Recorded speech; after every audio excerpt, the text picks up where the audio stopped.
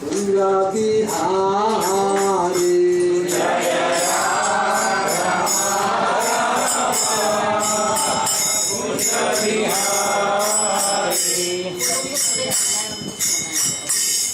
राधा माधव कुंज बिहारी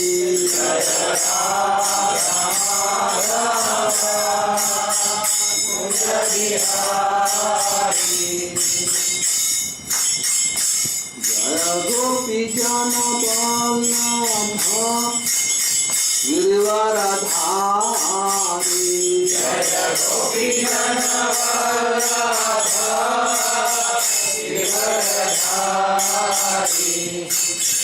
यशोदानंदन व्रज जन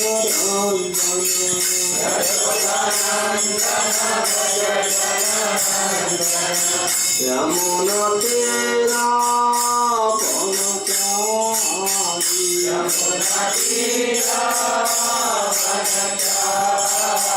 यमुना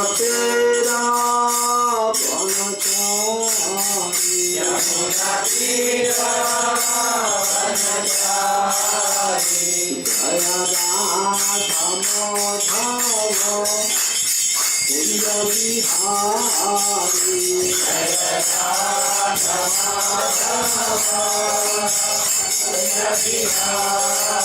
जय गोपी जन वल्लभ गिरिवरधारी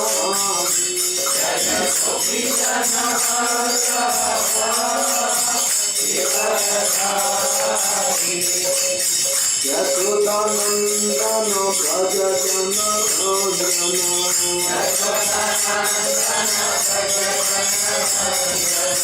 यमुना तेरा वनचारी यमुना तेरा वनचारी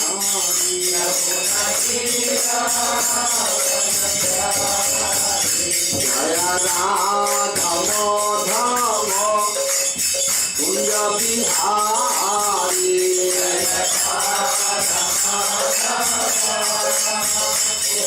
बिहारी जय गोपी जन वल्लभ गिरिवरधारी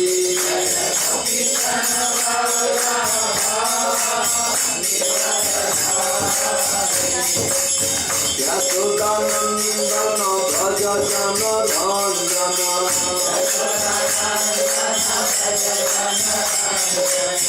यमुना तेरा वनचारी यमुना तेरा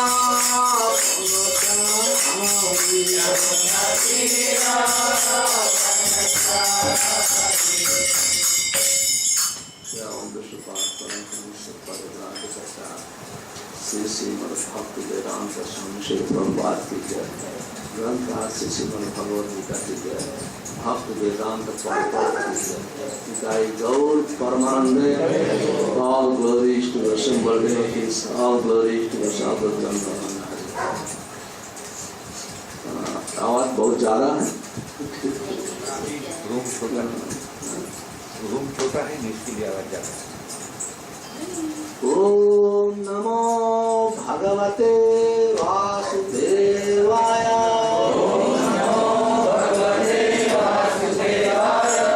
ओम नमो भगवते वासुदेवाय। ओम नमो भगवते वासुदेवाय। श्रीमद् भगवद गीता यथारूप अद्वितीय तेरा मूल रूप है। अध्याय 4 श्लोक संख्या 10। हम लोग शायद इसके पहले श्लोक संख्या 9 का रसास्वादन कर चुके हैं। आज हम लोग श्लोक संख्या 10 का रसास्वादन करेंगे। तो आप भक्तों से प्रार्थना है कि हमारे पीछे जुड़वाने का कष्ट करें। भगवद गीता अध्याय 4 श्लोक संख्या 10 दिव्य ज्ञान। वीतराग भय क्रोधा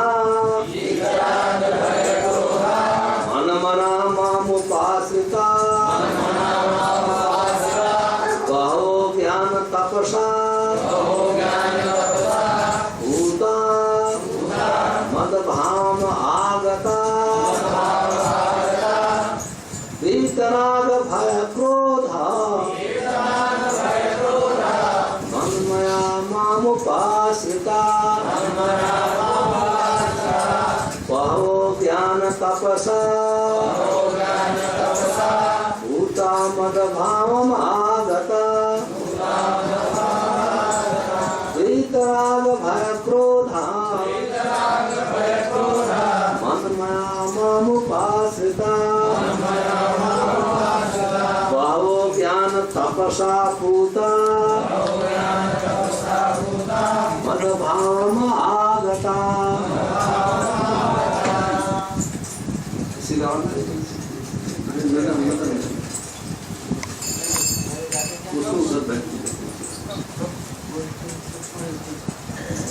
आज स्पीकिंग इन हिंदी सो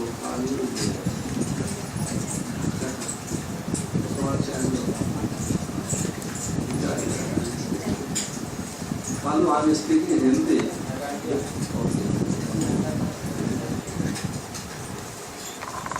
अनुवाद कृपया हमारे पीछे दोहराने का कष्ट करें।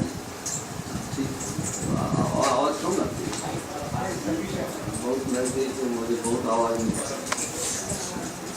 इतना कम आवाज है। आसक्ति भय तथा क्रोध से मुक्त होकर मुझ में पूर्णतया तन्मय होकर और मेरी शरण में आकर बहुत से व्यक्ति भूतकाल में मेरे ज्ञान से पवित्र हो चुके हैं। इस प्रकार से उन सबों ने मेरे प्रति दिव्य प्रेम को प्राप्त किया है। तात्पर्य श्री भक्ति वेदांत स्वामी श्री प्रभुपाद की। जैसा कि पहले कहा जा चुका है कि विषयों में आसक्त व्यक्ति के लिए परम सत्य के स्वरूप को समझ पाना अत्यंत कठिन है। सामान्यतया जो लोग देहात्म बुद्धि में आसक्त होते हैं वे भौतिकता बाद में इतने लीन रहते हैं कि उनके लिए यह समझ पाना असंभव सा है कि परमात्मा व्यक्त भी हो सकता है। ऐसे भौतिकतावादी व्यक्ति इसकी कल्पना तक नहीं कर पाते कि ऐसा भी दिव्य शरीर है जो नित्य था सच्चिदानंदमय है। भौतिकतावादी धारणा के अनुसार शरीर नाशवान अज्ञानमय तथा अत्यंत दुखमय होता है। अतः जब लोगों को भगवान के साकार रूप के विषय में बताया जाता है तो उनके मन में शरीर की यही धारणा बनी रहती है। ऐसे भौतिकतावादी पुरुषों के लिए विराट भौतिक जगत का स्वरूप ही तत्व है। फलस्वरूप वे परमेश्वर को निराकार मानते हैं और भौतिकता में इतने तल्लीन रहते हैं कि भौतिक पदार्थ से मुक्ति के बाद भी अपने स्वरूप बनाए रखने के विचार से डरते हैं। ओम अज्ञानम तिमिरं यस्य ज्ञानञ्जनं शलाकया चक्षुरुन्मिलितं येन तस्मै श्रीचैतन्यमनोभीष्टं स्थापितं येन भूतले स्वयं रूपकदा मह्यं ददाति स्वस्तिं। वन्देऽहं श्रीगुरो श्रीयुतपदकमलं श्रीगुरुवैष्णवं श्रीरूपं साग्रजातं साद्वैतं सावधूतं परिजनसहितं कृष्णचैतन्यदेवं श्री राधा कृष्ण पादां श्री कृष्ण करुणा सिंधु दीनबंधु जगत्पते गोपेश गोपिका कांत गौरांगी राधे वृंदावनेश्वरी विश्वांशुते देवी प्रणमामि माता कल्पयस्य स्वासमादे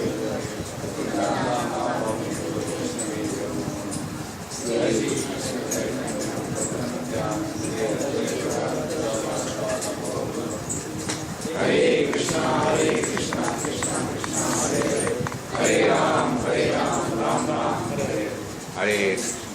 बीत रागे भय क्रोधा मन मना माम उपासता बहवो ज्ञान तपसा पूता मद धाम आगता। सर्वप्रथम मैं सुंदर जी मैं अंतर्राष्ट्रीय कृष्ण भावना में संघ की तरफ से सुंदर जी का बहुत सुरेंद्र से का बहुत आभार प्रकट करता हूँ कि ये हाउस प्रोग्राम का प्रबंध करके भगवान कृष्ण के विषय में भगवान कृष्ण का आपकी प्रशंसा करने का अवसर प्रदान किया है, इसलिए आप धन्यवाद के पात्र हैं। आज हम सभी लोग चौथे अध्याय के 10वें श्लोक पर 10वें श्लोक का रसास्वादन करेंगे। और चौथे अध्याय के में हम लोग पहले श्लोक से 9वें श्लोक तक पढ़ चुके हैं। तो 9वें श्लोक में भगवान वर्णन किया कि जन्म कर्म च मे दिव्यम एवं योग्य तत्वता त्यक्त्वा देहम पुनर्जन्म नैत मामेति स्व अर्जुन। कहते हैं कि हे अर्जुन, मेरा जन्म और कर्म दोनों अलौकिक है। जो व्यक्ति इसे तत्व से जानता है, माँ मुझे को फिर से उसे मुझे प्राप्त करने के बाद उसे फिर से जन्म नहीं ग्रहण करना पड़ता है। फिर आगे कहते हैं कि ऐसा नहीं सोचना चाहिए कि जब भगवान इस धराधाम पर उपस्थित थे उस समय जो भी श्रद्धालु उनके जन्म और कर्म को तत्व से समझे, उन्हें ही जन्म मृत्यु के बंधन से मुक्ति हुई। उस समय तो हुई, लेकिन फिर कहते हैं कि अलग अलग कल्पों में भगवान अलग अलग कल्पों में जब वो अवतार लेते हैं, उसके पहले कल्पों में भी कहते बीत राग है भय क्रोध है। इसके पहले के कल्पों में भी लोग बीत राग भय क्रोध है, आसक्ति भय और क्रोध से मुक्त हुए हैं। कैसे मुक्त हुए हैं? माम उपासित मुझे प्राप्त करने के बाद। और कैसे हम भगवान को प्राप्त करेंगे? मद भाव में आगता, जब हम भगवत प्रेम प्राप्त करेंगे। और प्रेम प्राप्त की योग्यता का वर्णन करते हैं ज्ञान तपसा पूता। पूता का अर्थ है वो पवित्र हुए हैं, शुद्ध हुए हैं। कैसे शुद्ध हुए हैं? ज्ञान तपसा, मेरे जन्म और कर्म का ज्ञान प्राप्त करते हैं। और भगवान के जन्म और कर्म का ज्ञान प्राप्त करना एक तपस्या है, और तपस्या से व्यक्ति पवित्र होता है।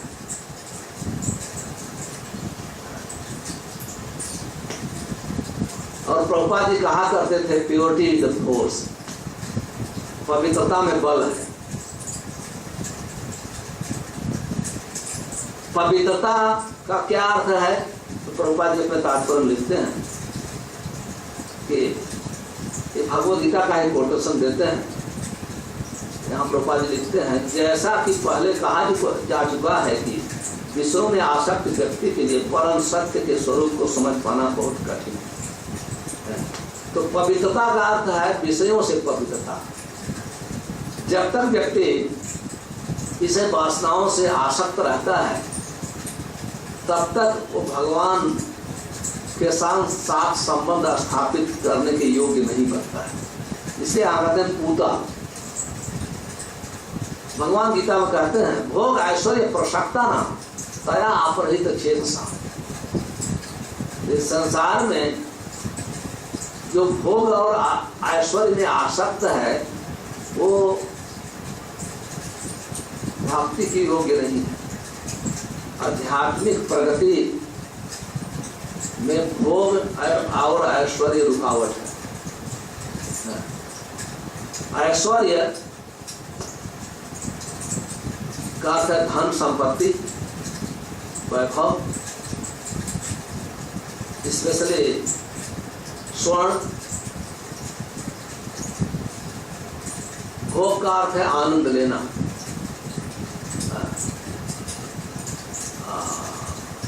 आनंद में लोग प्रभुपाद जी लिखते हैं पर स्त्री गमन से आनंद लेते हैं, नशा से आनंद लोग लेते हैं, और मांसाहार से लोग आनंद लेते हैं, जुआ लॉटरी में भी लोग आनंद लेते हैं। तो संस्कृत में कहते हैं कि कानन एंड कामिनी, कानन कामिनी, स्वर्ण और स्त्री आध्यात्मिक प्रगति के लिए दोनों बाधक है, दोनों ही बाधक है आध्यात्मिक प्रगति। तो यहाँ वर्णन है, जो व्यक्ति कर्मी है, कर्मी का अर्थ है वो सब कुछ अपने शरीर के लिए करता है, शरीर इंद्रियों का पुंज है और इंद्रियों की संतुष्टि के लिए ही कार्य करता है। कोई मानता है कि अतः क्रिय क्षेत्र सुताप्त वित्तई जनस्य मोहो एवं अहम ममेति, कि मैं ये शरीर हूं, हमारे शरीर के संबंधी हमारे संबंधी है। ये जो भौतिक स्थूल रूप से आसक्त है भौतिकता में, उसका यह स्वभाव होता है कि मैं ये शरीर हूं और शरीर से संबंधी हमारे संबंधी है। तो हमेशा शरीर के सुख के लिए ही कार्य करता है। और जब ऐसे व्यक्ति धीरे धीरे धीरे धीरे शारीरिक सुख से, क्योंकि शारीरिक सुख तो सुख है नहीं, शारीरिक सुख, जो व्यक्ति शारीरिक सुख चाहता है उसका सुख पशुओं के समान है, पशु तुल्य। क्योंकि पशु भी दिन रात शारीरिक सुख में ही सुख मानते हैं। श्रीमद् भागवतम में प्रहलाद महाराज कहते हैं, सुखम आंद्रिकम दत्ता देह योगेन देहिना सर्वत्र लभ्यते दैवा यथा दुखम आयत्नतः। कहते हैं कि जो इंद्रियों से संबंधित सुख है वो तो 84 लाख योनियों में है। पशुओं को इंद्रिय सुख प्राप्त करने के लिए कोई परिश्रम नहीं करना पड़ता है, स्वाभाविक रूप से उन्हें मिलता है। उन्हें कोई फैक्ट्री जाने के लिए, धन अर्जन करने के लिए कोई आवश्यकता नहीं होती है। सर्वत्र लाभ्यते, इंद्रियों से संबंधित सुख है 84 लाख योनियों में। वो कभी प्रयत्न नहीं करते हैं, सब प्रकृति के प्रबंध के द्वारा सब उन्हें मिलता है। तो जो शारीरिक सुख में व्यस्त है वो व्यक्ति कभी भी सुखी नहीं हो सकता, क्योंकि शरीर का सुख तो सुख है नहीं, क्षणिक सुख है, थोड़े समय के लिए सुख है। पहले भोग करते हैं, फिर थक जाते हैं, त्याग करते हैं, भोग त्याग। तो जब रूपाई तात्पर्य में लिखते हैं कि जब व्यक्ति भोग करते करते करते असंतुष्ट हो जाता है तो उसके समक्ष यदि कोई दिव्य ज्ञान का वर्णन करे कि भगवान का रूप है, आपका भी एक दिव्य स्वरूप है, तो उसके मन में यही धारणा है भौतिक स्वरूप की। भौतिक स्वरूप की धारणा तो वो सोचता है फिर हमको एक स्वरूप मिलेगा, फिर वही दुख का सामना करना पड़ेगा। फिर जैसे व्यक्ति जन्म से ही बीमार है, हमेशा वो कड़वी दवा लेता रहता है, कड़वी दवा लेता रहता है, और जब दवा के प्रभाव से यदि ठीक हो जाता है तो उसे कोई बोले अभी खाना पड़ेगा, तो उसके धारणा यही खाना पड़ेगा, खाने का अर्थ है तीखा कड़वा। वो नहीं ये समझ सकता है कि अच्छा स्वास्थ्य होने के बाद हम भोजन में एक अजीब आनंद ले सकते हैं, क्योंकि उसे अनुभव नहीं है। इसी प्रकार से जब व्यक्ति भौतिक भोग करते करते करते करते वो थक जाता है तो उसे कोई वर्णन करे कि वो आप आत्मा का एक स्वरूप है, आत्मा भगवान का सेवक है, भगवान का एक स्वरूप है, तो फिर वही सोचता है कि एक स्वरूप फिर मिलेगा, तो इसको पसंद नहीं करता है। इसको स्वीकार नहीं करता है, तो भगवान से फिर एक होना चाहता है। तो सोचता है भगवान के से एक होने में और आनंद है, क्योंकि हमको स्वरूप नहीं चाहिए। ये स्वरूप तो हमेशा दुख का ही घर है। वास्तव में देखा जाए शरीर तो जब बच्चा पैदा होता है उसी समय से दुख का एक अध्याय प्रारंभ होता है, और जब तक मृत्यु न हो जाए, और मृत्यु के बाद फिर दूसरा एक अध्याय प्रारंभ होता है जन्म का। पुनरपि जन्म पुनरपि मरणम, ये हमेशा चलता रहता है ये चक्कर। तो व्यक्ति यही सोचते हैं। तो यहाँ प्रभुपाद जी का कहने का अर्थ है कि जब व्यक्ति वो जो भोग का आनंद लेना चाहता है, या भगवान से एक होने का आनंद लेना चाहता है, तब व्यक्ति आध्यात्मिक जीवन की पूर्णता को प्राप्त नहीं कर सकता।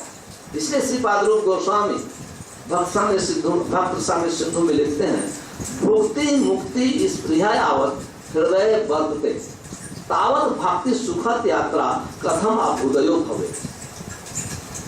कहते जब तक व्यक्ति में भोग की भावना है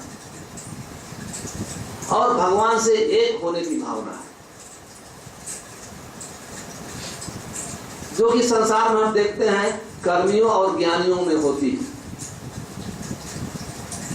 तब तक वो भक्ति की जो सुखमय यात्रा है वो उनके हृदय में उदय ही नहीं हो सकती। उदय ही दो चीज बहुत बाधक है, भक्ति और मुक्ति। भोग की भावना और उससे अधिक बाधक है भगवान से एक होने की भावना। इसलिए जब व्यक्ति भौतिक आनंद लेते लेते उब जाता है, तो उसे फिर वो एक शरीर नहीं चाहिए, भगवान से एक होना चाहता है, एक होना चाहता है। लेकिन वास्तव में ये जीव का स्वरूप वो भय है। कहते हैं कि बहुत भयभीत होता है, यही कहते हैं वीत रागर भय क्रोध है। ये भौतिकता से बहुत आसक्त है, भौतिकता से इतना आसक्त है कि जब उसे कोई कहता है वो, क्योंकि आसक्ति दुख का कारण है, वो हमेशा वो आसक्ति के कारण दुखी उठाता है और अनुभव करता है। ऐसे लोग बोलते हैं। और मुझे कल कोई प्रश्न कर रहा था, मेरा जीवन ही बहुत दुखमय है, हर जगह से दुख है। तो यात्रा के समय एक व्यक्ति हमारे समक्ष कह रहे थे कि उनका जीवन बहुत दुखमय है, हर जगह दुख है। तो जब ऐसे वो अनुभव करता है तो फिर से वो नहीं चाहता कि मुझे शरीर मिले, क्योंकि शरीर ही दुख का कारण है।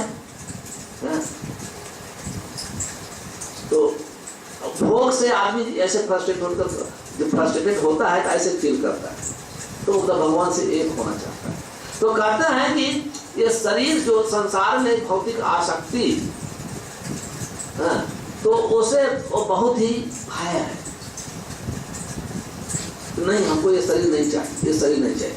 जब हम उसको ऐसे व्यक्ति के समय दिव्य शरीर की भगवान के नाम रूप लीला गुण और जीव के का भगवान के साथ संबंध का वर्णन करते हैं, तो बहुत भयभीत हो जाता है। ऐसे आचार्यों का मत है, स्पेशली रामानुजाचार्य।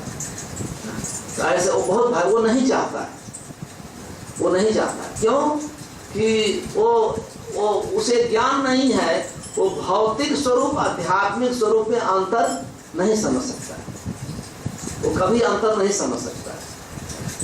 ये इसलिए प्रभुपाद जी कहते हैं कि ये चीजें हैं, ये दोनों हैं चीजें भौतिक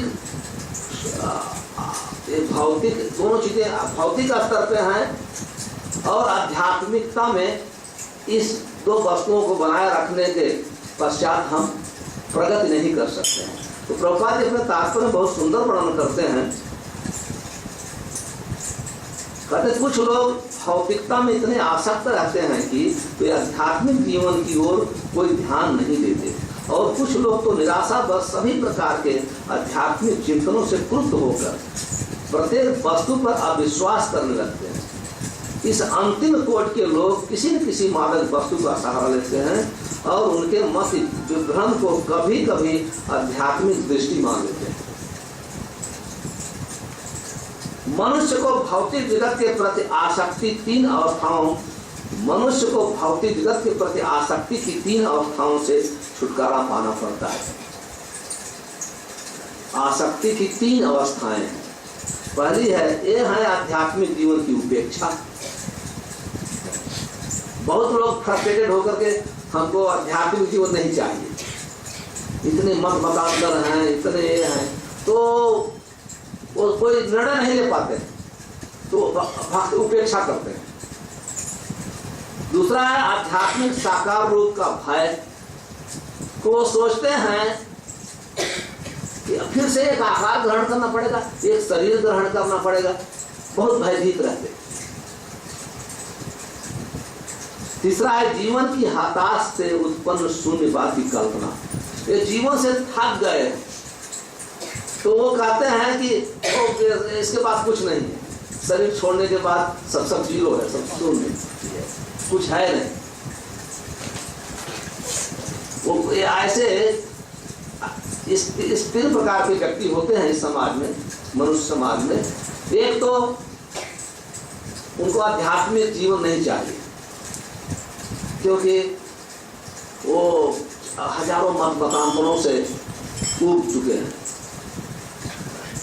हजारों मत। दूसरा कहते हैं कि वो इस शरीर ग्रहण करने के बाद इतने दुखी हैं, इतने परेशान हैं, तो सकते फिर एक शरीर ग्रहण करना, मुक्ति के बाद भी एक शरीर ग्रहण करना पड़ेगा। तीसरे प्रकार के लोग हैं, जैसे बुद्धिस्ट हैं, जो तो वो लोग मानते हैं कि सब कुछ जीरो है, सब कुछ शरीर छोड़ने के बाद कुछ नहीं। तो प्रभुपाद जी वर्णन करते हैं ऐसे व्यक्ति जो लोग हैं, जो लोग आध्यात्मिक जीवन की उपेक्षा करते हैं भौतिक आसक्ति के कारण, जो व्यक्ति सोचते हैं कि उनका फिर एक स्वरूप मिलेगा, फिर दुख का एक नया अध्याय प्रारंभ हो जाएगा। और तीसरे प्रकार के जो लोग हैं, जो ये मानते हैं कि सब कुछ खत्म हो जाएगा, जीरो है, शून्यवादी। तो ऐसे व्यक्ति केवल भगवान के परम भक्तों की कृपा से ही उनका कल्याण हो सकता है। इसलिए हम ऐसी भक्ति वेदांत स्वामी श्री प्रभुपाद जो फाउंडर, इस्कॉन के फाउंडर आचार्य हैं, उनकी प्रार्थना हम करते हैं